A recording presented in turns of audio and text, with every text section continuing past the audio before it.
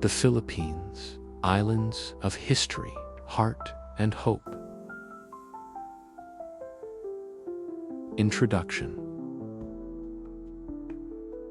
Let us take a journey together, not just to a place, but through time. This is the story of a land filled with islands, music, memories, and dreams. A country where the sun shines bright, the people smile wide, and the past whispers gently through the trees and waves. Welcome to the Philippines, a country unlike any other. The Philippines is a beautiful country, made up of more than 7,000 islands. Yes, more than 7,000. These islands are surrounded by warm blue oceans and colorful coral reefs. They sit in the southeast part of Asia, not far from China, Vietnam, and Indonesia. The country is long and wide, shaped like a smile stretched across the sea. There are three main island groups: Luzon in the north, Visayas in the middle, and Mindanao in the south. The capital city, Manila, is found on the island of Luzon. But the heart of the country lives in every island, every mountain, every village, and every person. More than 110 million people live in the Philippines today. They are called Filipinos. They come from different ethnic groups and speak many languages, over 180 dialects. But most Filipinos speak Filipino based on Tagalog and English, which are the two official languages.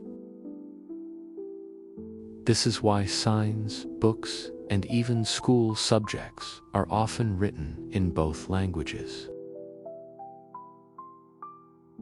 The Philippines has a very young population.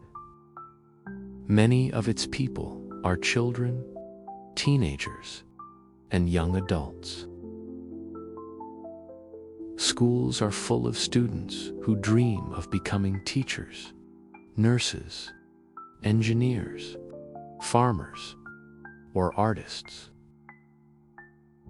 Families are often large, close, and loving. Respect for elders is very important in Filipino culture.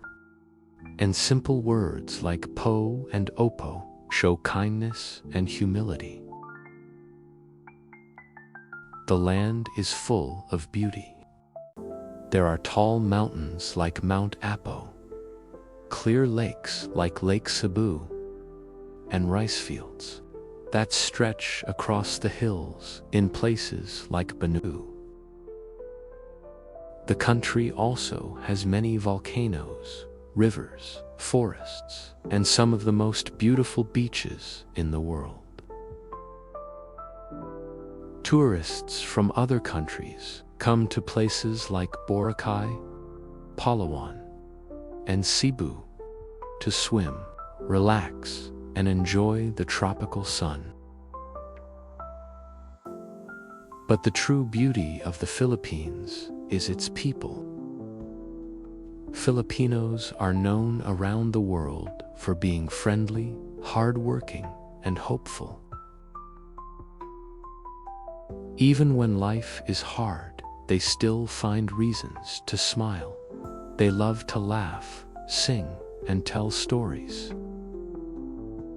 Music is everywhere, in homes, on buses, in the streets, and even in schools. Many families own a karaoke machine, and almost everyone enjoys singing, whether they're good at it or not. The Philippines has a rich and emotional history. For hundreds of years, the islands were ruled by other countries.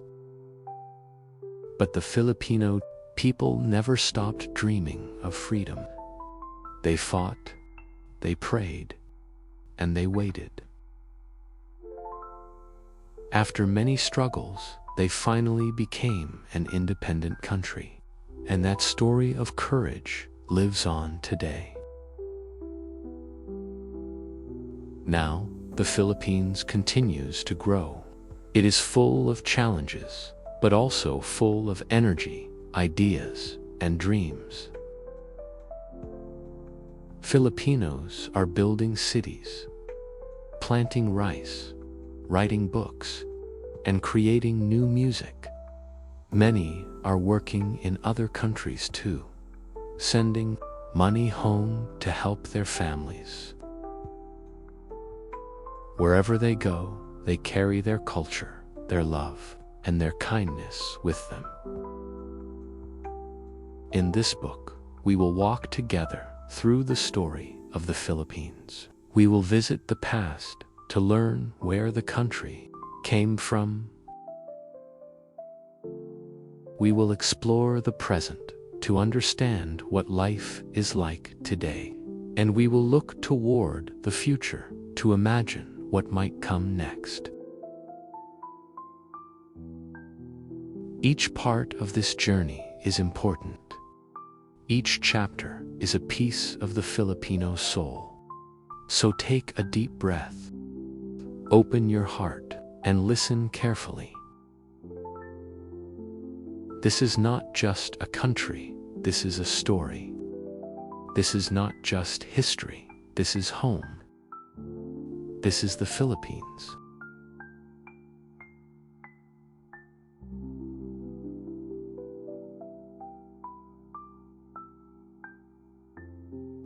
Chapter 1: The Past from Ancient Roots to Revolution. A time before time, life before history. Long ago, before tall buildings, cell phones, or the word Philippines ever existed, there were already people living on these islands. They were not called Filipinos yet. They were tribes, clans, and communities who lived close to nature and each other. These early people built homes out of bamboo and palm leaves. They caught fish in the sea, grew rice in the fields, and picked fruits from the forest. Life was simple, but it was full of meaning. They had no written books, but they passed down stories, songs, and wisdom from parents to children. They believed in nature spirits. They prayed to gods of the sun, rain, and harvest. Every village had a leader called a datu, and a healer or priest, often called a Babylon.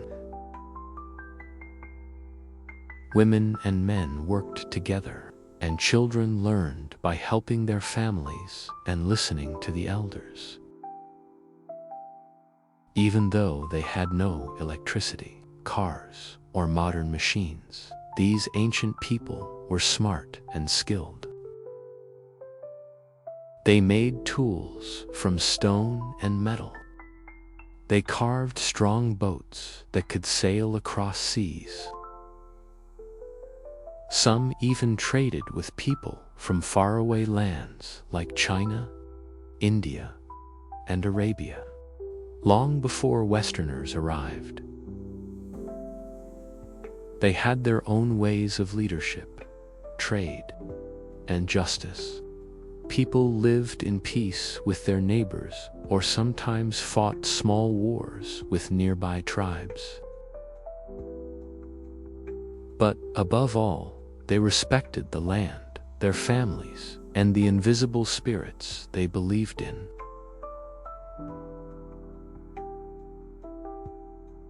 The arrival of the Spaniards. Everything changed in 1521. That was the year a man named Ferdinand Magellan, a Portuguese explorer sailing for Spain, arrived in the islands. He and his crew were searching for spices and new trade routes, but what they found was a new world filled with rich cultures and strong people. At first, Magellan was welcomed. He landed on the island of Limasawa, where he and local leaders shared gifts and even held the first Catholic Mass in the country.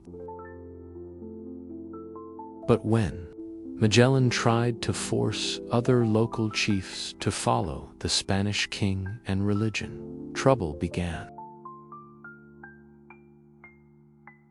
On the island of Mactan, a brave Dotu named Lapu-Lapu refused to bow.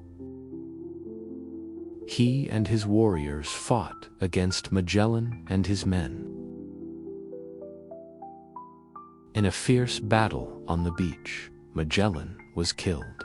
Lapu-Lapu became the first Filipino hero to resist a foreign invader.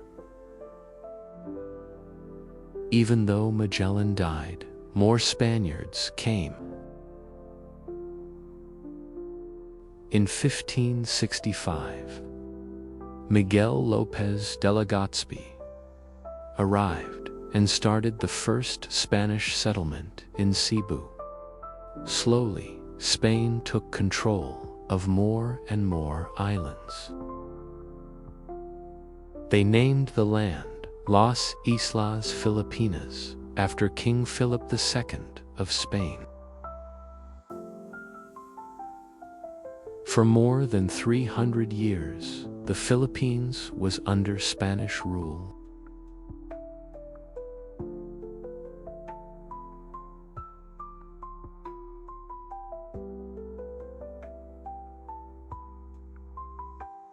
Three centuries of Spanish rule. Under Spanish control, life changed a lot. The Spaniards built large stone churches, plazas, and government buildings. They introduced Catholicism, which became the main religion. Today, the Philippines is still one of the most Catholic countries in the world. The Spanish also brought new food, animals, and clothing. They built schools, but mostly for the children of rich families. Most ordinary Filipinos worked the land and were taught to obey. The native leaders lost much of their power. Spanish officials, called gobernadorcillos, took control. The people were forced to pay taxes, work on public projects without pay, and follow strict rules. Those who resisted were punished or jailed. But the Filipino people did not forget their roots. In small ways, they kept their old beliefs and languages alive. They told stories in secret. They sang songs in their native tongues. In the shadows, the Filipino identity stayed strong. A hero rises. José Rizal. By the late 1800s, a new kind of Filipino was rising, educated, thoughtful, and brave. Many had studied in Europe and returned home with new ideas about freedom and justice.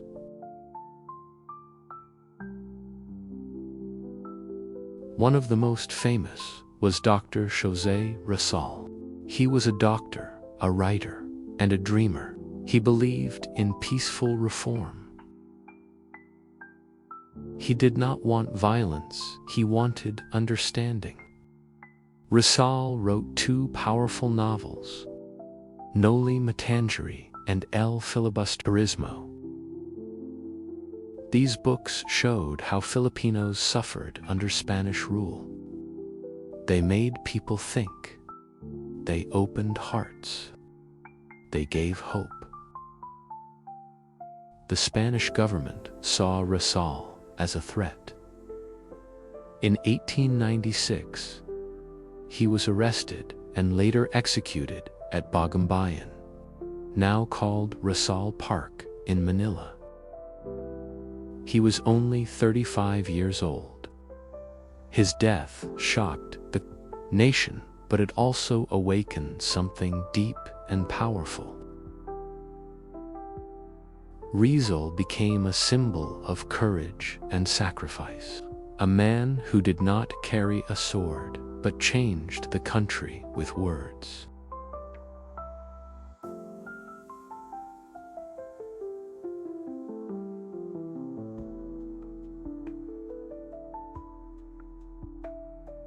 The cry of freedom, the Philippine Revolution. Rizal's death sparked fire in many hearts. People were tired of being ruled. They wanted to be free. In secret, a group called the Katipunan was formed. Led by Andres Bonifacio, they believed it was time to fight. The Katipunan members came from all walks of life: farmers, teachers, workers, and even students.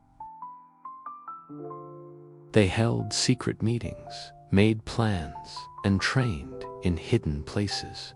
Then, in 1896, they tore up their Segulus community tax papers in a show of rebellion.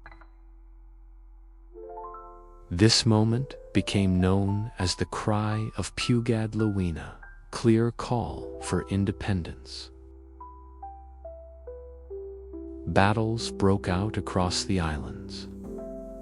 Bonifacio led many attacks, but soon other leaders rose, especially Emilio Aguinaldo, a young general from Cavite. A power struggle, Aguinaldo took control of the revolution.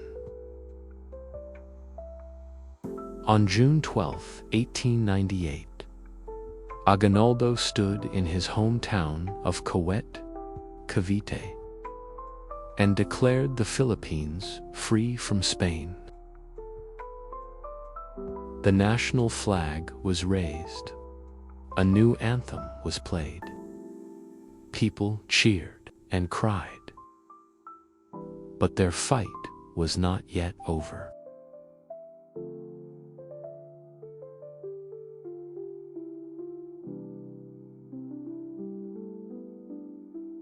A new power appears. The Americans arrive. At the same time, Spain was losing a war with the United States. In the Treaty of Paris in 1898, Spain gave up control of the Philippines, Cuba, and other territories to the U.S. Filipinos had just declared independence, but now another country claimed them. They were free from Spain, but under American rule again. The Filipinos were confused and angry. Many had hoped the Americans would support their freedom.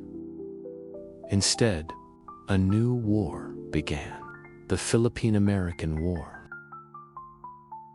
This war lasted from 1899 to 1902, though some fighting continued for years after.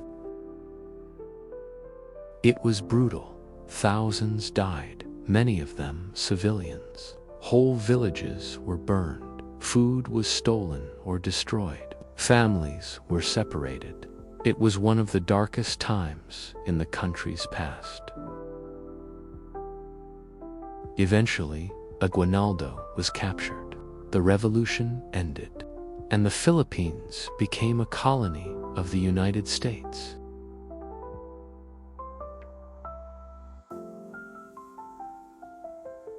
New lessons, new hopes, American rule. Under the Americans, many changes came. English became the main language in schools. Public education was introduced, and thousands of American teachers, called Tamasites, arrived to teach reading, writing, and math. Roads, bridges, and hospitals were built. The government set up a new system of laws. Elections were introduced. Some Filipinos were even allowed to take part in politics. Life for many improved, but it was not true independence. The U.S. still made the biggest decisions. The country was growing, but still not free. Toward true freedom. In 1935, the U.S. allowed the Philippines to become a commonwealth, a step toward independence. Manuel L. Quezon became the first president of the Commonwealth. Plans were made for full freedom in 10 years.